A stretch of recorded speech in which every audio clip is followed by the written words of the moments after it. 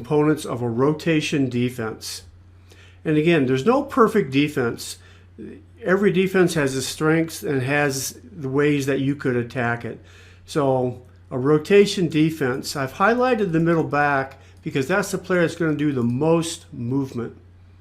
So their base positions are the same as if they're playing a perimeter defense or an orange or a slide defense. So that part's the same.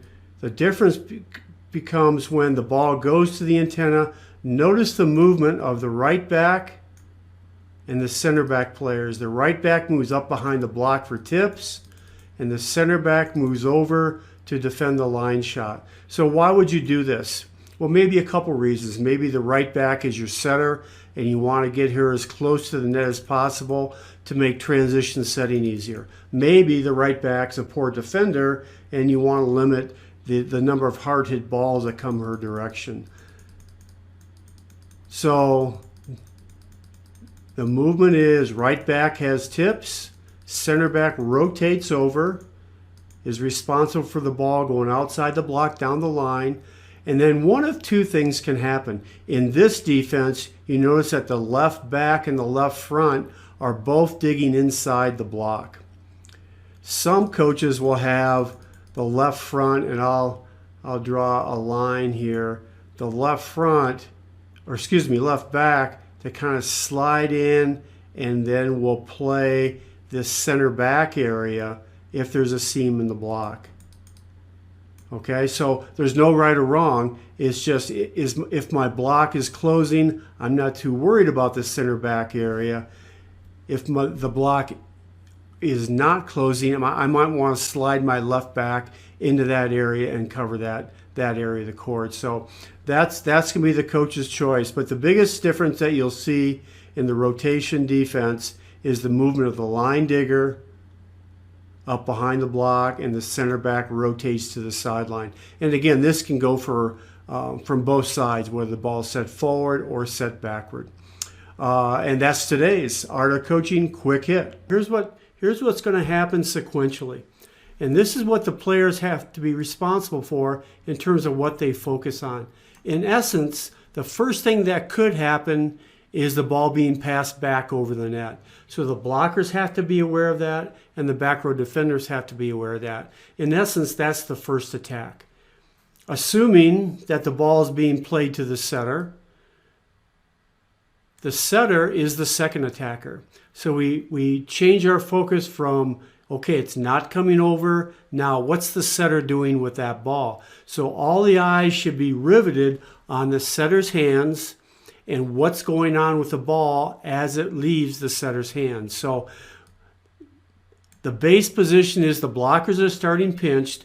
And as we spoke of earlier, there's no right or wrong. It's just what system do you want to play as a coach. So in this system, the block starting in, defending the middle third first, and then going outside if they need to. So that's their base position. And then the back row, as you can see from these general areas of coverage, is defending the short middle with the right and the left back. Now the blockers can also help out on this situationally.